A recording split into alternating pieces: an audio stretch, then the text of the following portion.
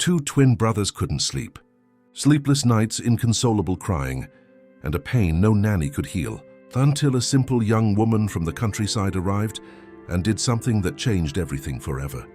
If you enjoy stories like this, please subscribe to our channel and like the video. Also, comment below and let us know where you're watching from. We're incredibly grateful to all of you, and your support means the world to us. The sun rose timidly over Ethan Cole's imposing mansion, but its golden rays couldn't penetrate the darkness that had settled within those stone walls. For 6 months, that house had ceased to be a home and had become a mausoleum of memories, where only the desperate cries of two children who had lost their mother too soon echoed. Ethan was in his office, surrounded by financial reports that had been untouched for days. His eyes, once sharp and decisive, now carried the weight of an exhaustion that money couldn't cure. The deep, dark circles under his eyes were a testament to the sleepless nights spent listening to the endless crying of Gabriel and Michael, his 4-year-old twin sons. Hurried footsteps in the hallway made him lift his head. It was Mrs. Carmen, the housekeeper, her face tense. "Mr. Cole, I need to speak with you. It's about Miss Paula." Ethan closed his eyes, already knowing what was coming. Paula was the 7th nanny in 6 months, a renowned professional with impeccable references. But just like all the others, she hadn't managed to last more than a few weeks. "She's leaving, isn't she?" "She's already gone, sir. She said she's never seen children so difficult." Difficult. The word echoed in Ethan's mind like a slap in the face. His sons weren't difficult. They were broken children, shattered by the loss of the one person who could calm them, Helen, his wife, the perfect mother taken from them by a car accident on a rainy winter night. From upstairs came the sound he dreaded most, the simultaneous crying of the twins. It wasn't a tantrum or hunger. It was a deep, visceral lament that spoke of longing, of abandonment, of a pain their young minds couldn't process. Reaching the boys' room, Ethan paused at the door. Gabriel was sitting on the floor, hugging a pink teddy bear that had belonged to his mother, rocking his body as he wept. Michael had hidden under the bed, only his small bare feet visible. "Daddy's here," Ethan said, trying to keep his voice steady. Gabriel lifted his tear-streaked face, his green eyes just like his mother's. "Where's Mommy? She promised she'd read a story before bed." The question was a dagger to Ethan's heart. How do you explain to a 4-year-old that promises are sometimes broken by the brutal force of destiny? "Mommy had to go on a trip, my son. To a very long trip." Michael crawled out from under the bed. "She said she'd be back before we went to sleep. She always comes back." Ethan knelt between the two boys, trying to hug them, but they shied away. Not out of malice, but because his arms didn't have the floral scent they knew, didn't have the softness of the hands that used to caress them. He was a stranger in his own home, a man who could move mountains in the business world but couldn't dry the tears of his own children. The phone rang in the middle of the night. It was the nanny agency. "Mr. Cole, we have a special situation. A young woman without much formal experience, but she has something different. Her references are emotional, families who say she has a gift." Ethan stared at the ceiling where the broken sighs of his son's restless sleep still echoed. "Send her over. At this point, we need a miracle." The next morning brought a light rain. Ethan expected another formal interview, another empty promise. But when he opened the door, something shifted inside him. Before him stood a young woman, perhaps 25, with brown hair tied in a simple ponytail, wearing clean jeans and a neatly ironed white blouse. She held a floral fabric bag and had a light in her eyes that Ethan hadn't seen in a long time. Genuine hope. "Good afternoon, sir. I'm Sarah Miller," Ethan observed her, surprised by the absence of framed certificates, printed resumes, or executive briefcases. "Please, come in." Sarah entered, and her eyes widened slightly at the sight of the mansion, but not with greed. It was more like concern. "It's a beautiful house, but it seems a little too quiet to have two 4-year-old boys." The observation was so accurate that Ethan almost smiled. They sat in the living room. "Tell me about your experience." "Well, Mr. Cole, I don't have a degree in early childhood education. I'm the daughter of farmers, the oldest of 6. I've been taking care of my younger siblings since I was little, and I discovered that I have a way with children. They trust me because I truly listen to them." "You're worried if I'll know how to handle wealthy children," Sarah gently completed his thought. But allow me to say this. Pain is pain, whether you live in a big house or a small one. A sad child is a sad child. And from what the agency told me, your boys are very sad. Ethan felt a tightness in his chest. They lost their mother 6 months ago. They haven't been able to sleep well since. I've tried everything. May I ask what their routine was like with their mom? Ethan closed his eyes. Helen was magical with them. She made butterfly-shaped pancakes, told stories where they were the heroes, sang lullabies she made up herself. The whole house vibrated with her joy. And now the house is holding on to the grief, Sarah said without judgment. The question is, has the time come to let the joy vibrate again? Not to replace their mom, never that, but to honor what she would have wanted for her children. Just then, Gabriel appeared at the doorway, his face wet with tears, clutching the pink bear. Daddy, Mrs. Carmen said there's a lady here. Is she going to leave too? Sarah slowly knelt down, getting on the boy's eye level, and waited with a gentle smile. Gabriel watched her with curiosity. There was something different about this woman. That's a very beautiful bear, Sarah finally said. Does he have a name? It's Rosie. It was Mommy's when she was little. He takes care of me when I have nightmares. What an important job Rosie has. He must be a very brave bear to take care of such a special boy. For the first time in months, Gabriel managed something that looked like a smile. Michael appeared at the door, shy. Sarah noticed his presence but didn't force him to come closer. Hello, you must be Gabriel's brother. I'm Sarah. Are you going to leave too? Gabriel asked. You know, Gabriel, I don't know yet if I'm going to stay, but I can promise you one thing. If I stay, I won't leave because you or your brother are sad. Sadness isn't scary. We can talk to it. Michael stepped out from behind the door. The other lady said we shouldn't cry, that it was bad. Crying isn't bad. Crying is the heart's way of speaking when words aren't enough. Ethan watched in silence, feeling something he hadn't felt in months. Hope. Sarah, do you know how to make butterfly pancakes? Gabriel asked. No, she admitted honestly. But if you teach me how your mummy did it, I can try to learn. Sometimes things taste better when we make them together. Mommy used to sing a song when she made them. Do you sing too? Michael asked. I sing some songs from my hometown that my grandmother taught me. They're different, but maybe you'll like them. Can you sing one? Gabriel requested. Sarah began to hum a simple folk song about little birds. Her voice was sweet, full of soul. The twins drew closer, enchanted. Ethan knew in that exact moment that his search was over. Not because Sarah was perfect, but because she was real. She simply connected with his sons in a human, genuine way. Sarah, I'd like you to stay. She looked at him, then at the boys. I accept, but on one condition. Ethan waited tensely. I want you to teach me about your mommy Helen, her stories, her songs, her games.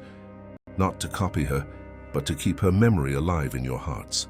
She is a part of this family, and she always will be. In that moment, Ethan knew he hadn't just hired a nanny. He had welcomed an angel who had come to heal not only his children, but his entire family. Sarah's first night was unlike any since Helen's death. For the first time in 6 months, there were no screams at 2 in the morning. Ethan woke up in a panic at the absence of noise. He walked to the twins' room and peeked through the door. Gabriel and Michael were sleeping peacefully, their breathing calm. Between their 2 beds, Sarah was dozing in a chair, a storybook in her lap. She opened her eyes and walked to the door, closing it silently. They slept through the night? Ethan asked in disbelief. Yes, we talked a lot about Mommy Helen, about the fears they have. Sometimes children just need someone to really listen to them. What did you do? In 6 months, no nanny could. I just sat on the floor with them and let them tell me how much they missed her. Gabriel showed me the last drawing he made for his mom, hidden under his mattress. Michael told me about the nightmare he always has. When they realized I wasn't going to judge their sadness, they felt safe enough to sleep. I didn't know those things, he admitted. I'm their father and I didn't know. You were grieving too. It's hard to listen to your children's pain when your own pain is screaming so loudly. How did you learn all this? Sarah smiled nostalgically. My mother died when I was 12. She left 5 younger siblings. I became their mother. I learned that children don't need answers for everything. They need comfort. The following days brought extraordinary transformations. Sarah had a unique way of seeing the world through the children's eyes. She discovered that Gabriel loved to cook, so they started making butterfly pancakes together. Michael showed an interest in books, so she created a special story time. What impressed Ethan the most was how Sarah incorporated Helen into their activities. She didn't try to replace the late mother's traditions, but created new ones that honored her memory. One afternoon, Ethan found a scene that stopped him in the hallway. Gabriel and Michael were with Sarah, building a fort with pillows and sheets. "Is this how Mommy used to do it?" he heard Sarah ask. "No," Michael replied. "Mommy did it differently. She put a chair here." "Show me, I want to learn the way she taught you." Ethan approached silently and watched Michael teach Sarah how Helen arranged the pillows. There was no sadness in their voices, but a nostalgic joy. "Mommy Helen was very clever. You're lucky to have learned so many things from her," Sarah said. "Sarah, do you think Mommy is watching us now?" Michael asked.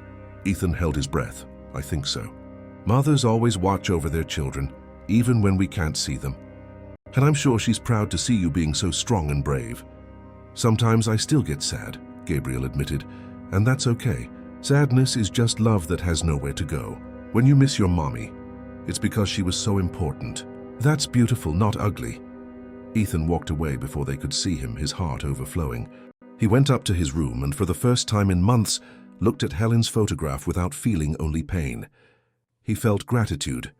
That evening during dinner, Gabriel told a joke and Michael laughed so hard he almost choked. The sound of children's laughter echoed through the dining room, a sound Ethan thought he would never hear again. After dinner, Ethan found Sarah in the kitchen. "Sarah, I don't know how to thank you for what you're doing for us. You don't have to thank me. They give me much more than I give them. I needed to feel useful, to feel like I was part of a family." Ethan moved closer and for the first time truly saw her, not just as the exceptional nanny, but as a woman with an immense heart and deep wisdom. "You're not just an employee here. You've become part of our family." She looked at him with those clear, kind eyes. "Thank you. That means more to me than you can imagine." 3 months had passed and the mansion had completely transformed. Laughter echoed through the hallways. Colorful drawings adorned the refrigerator, and the aroma of homemade cookies scented the kitchen. That Saturday morning, Ethan woke to the sound of giggles coming from the garden. Sarah was with Gabriel and Michael, all three of them covered in dirt, planting sunflower seedlings. "Why sunflowers, Sarah?" Gabriel asked. "Because sunflowers always look for the sun. No matter what the weather is like, they always turn their faces toward the light. Just like you two, even on difficult days, you always find a reason to smile." Ethan went down and joined them, something unthinkable months ago. "Daddy, come plant with us," Michael shouted. "Sarah said that when the sunflowers grow, they'll be taller than you." They spent the whole morning in the garden, dirty, laughing, creating memories. Ethan found himself watching Sarah more than the plants. The way she interacted with his sons was pure art. "Sarah, are you going to stay with us forever?" Gabriel asked. The question hit Ethan like a lightning bolt. He couldn't imagine the house without her. Forever is a very long time. But I can promise that as long as you need me, as long as I'm making a difference in your lives, I'll be here. "What if we always need you?" Michael asked. "Then we'll talk about it when the time comes." That afternoon in the library, Ethan found Sarah reading. "You've changed a lot in these months too," she said. "You smile more, you play with them. Yesterday I saw you making funny voices just like Helen used to. You taught me how to be a father again. I was so lost in my own pain that I forgot how to connect with my children." They fell silent. Ethan fought the urge to say the words that were burning in his chest. "Sarah, The doorbell interrupted. Mrs. Carmen appeared, looking tense. "Mr. Cole, there's a young man at the door asking for Miss Sarah. He says he's her fiancé." Ethan felt the world stop. Sarah turned pale. "Mark, he shouldn't be here." "Who's Mark?" "My ex-fiancé. We broke off the engagement before I came here." He didn't take it well. Minutes later, Ethan was observing the sturdy man who had come to claim Sarah. Mark was about 30, with simple clothes and a determined expression. "Sarah, you need to stop this nonsense and come home. Our wedding is set for next month." "I already told you, Mark, I'm not marrying you." "Cancel the wedding." "Are you crazy? You left our life to come play nanny for some rich guy." Ethan felt anger rising. How dare this man speak to Sarah like that? "Mark, I'm not playing." I'm making a difference in the lives of 2 children who needed care. That has much more meaning to me than any loveless marriage. Loveless? Sarah, we grew up together. That's more solid than some silly crush. Maybe for you. For me, it's not enough. Look, enough talk. You're coming with me now. He made a move to grab Sarah's arm. That's when Ethan could no longer stay silent. I believe Miss Miller was perfectly clear. She doesn't want to go with you. Mark turned around. And who are you to interfere? I am Ethan Cole, the owner of this house and Miss Miller's employer. I will not allow anyone to harass her under my roof. Employer. Right, I'm sure that's all he is, Mark said with disdain. Mark, stop, Sarah said, mortified. Mr. Cole has always treated me with respect. Sarah, you have 1 week to come back. After that, I'm coming to get you myself. With that, he left. Sarah sank into an armchair. I'm sorry for bringing this trouble to your home. Ethan knelt beside the chair. You have nothing to apologize for. But why didn't you tell me about him? Because leaving Mark wasn't just about him. It was about discovering that I wanted more from life. When I heard about this job, I saw a chance to be someone on my own merit. And you succeeded. You are extraordinary at what you do. But Mark is right about one thing. I ran away. I left a whole life behind. Or maybe you were brave, Ethan said. Sarah, I need to tell you something. She looked at him, waiting. In these 3 months, you haven't just transformed my children's lives. You've transformed mine too. I was dead inside. You taught me how to live again. Ethan took a deep breath. I've fallen in love with you, Sarah. Hopelessly, completely. And it's not gratitude. It's genuine love for the extraordinary woman you are. Sarah's eyes widened. I know it might sound crazy. I know I'm older, that I come from a different world. But I need you to know, if you could ever see me as not just your boss, but as a man who loves you and would do anything to make you happy. Sarah stood up abruptly, walking to the window.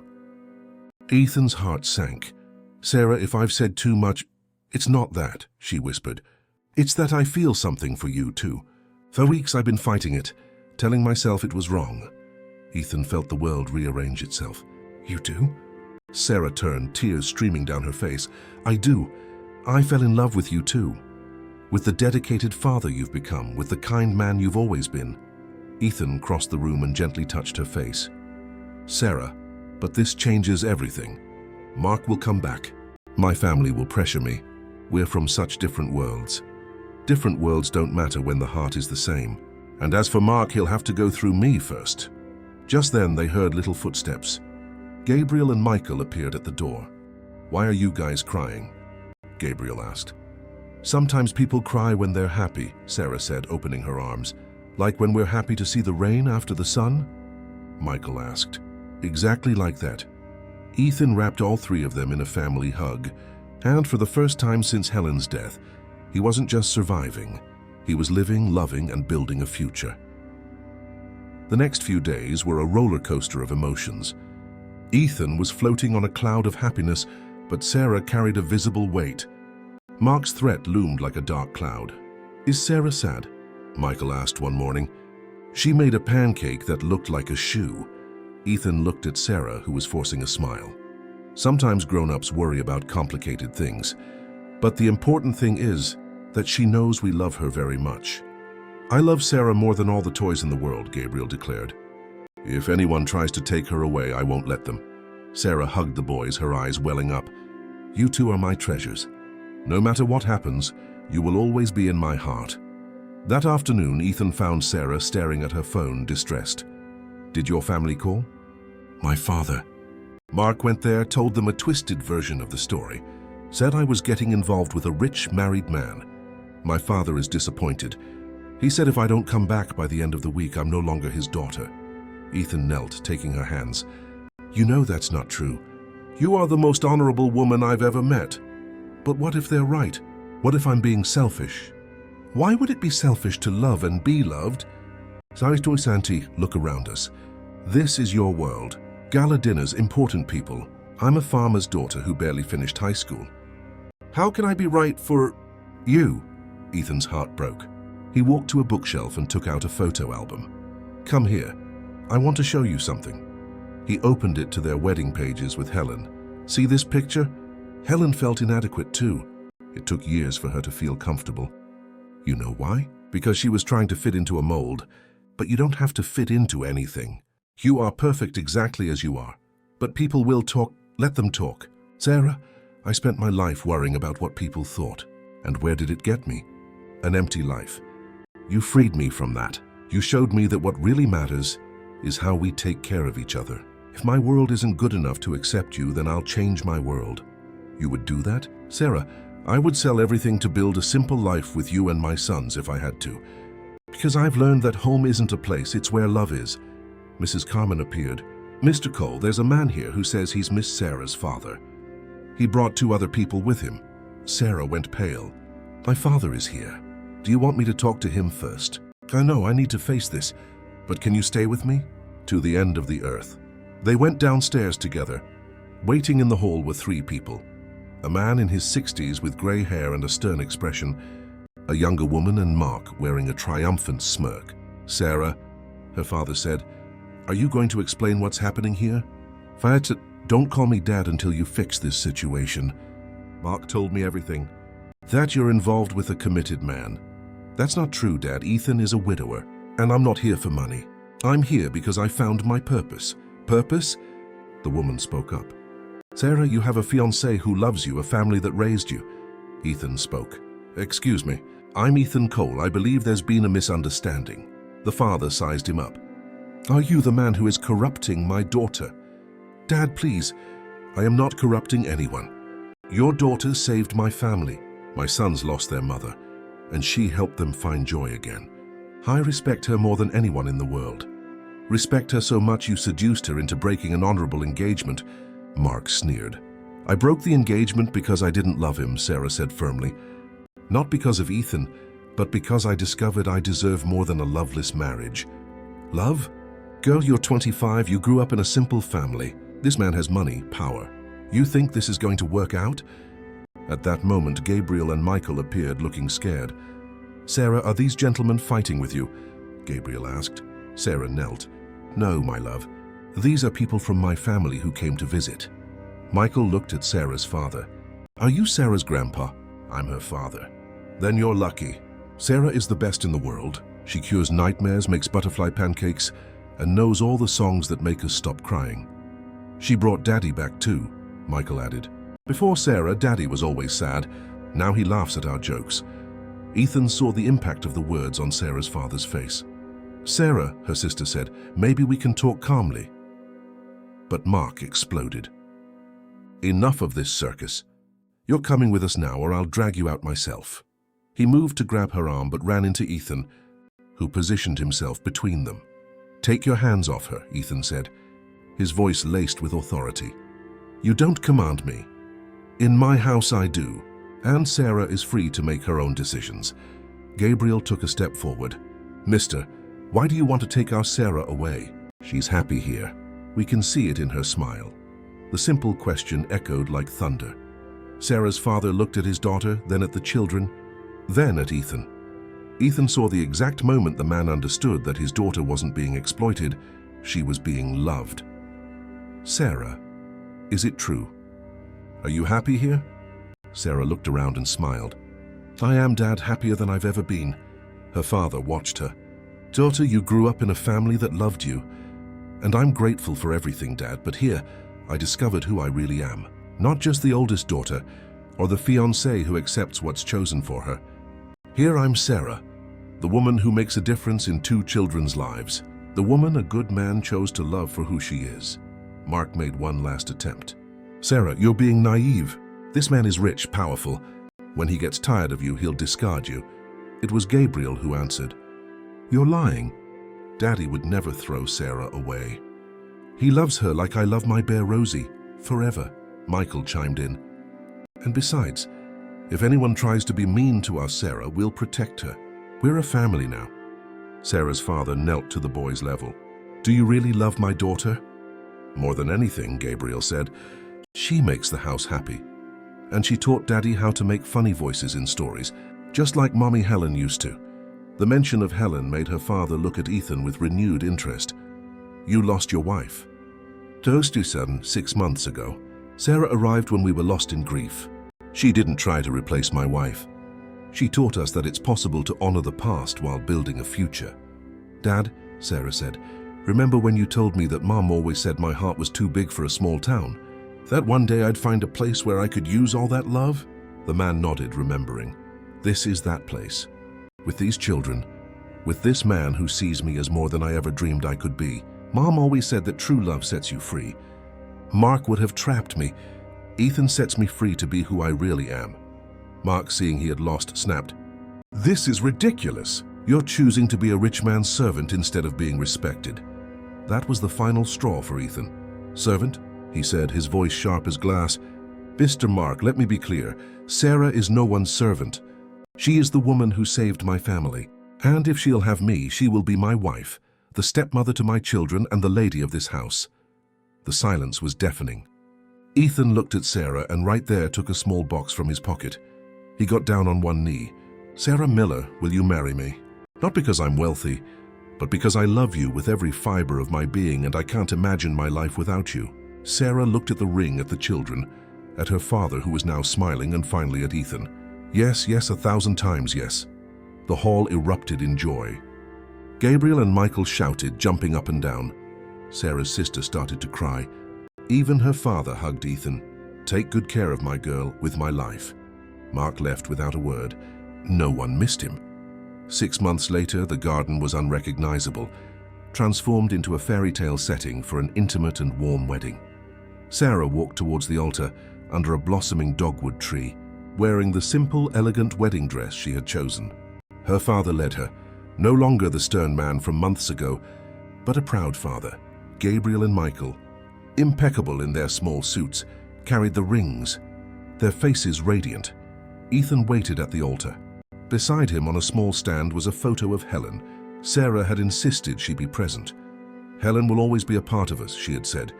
"She gave me the greatest gift by leaving me her children to love." The officiant led the ceremony with words about true love and a family built on mutual care. Ethan spoke first. "Sarah, you came into our lives like an angel in disguise. You healed my sons, you healed my heart. I promise to be your partner, your protector.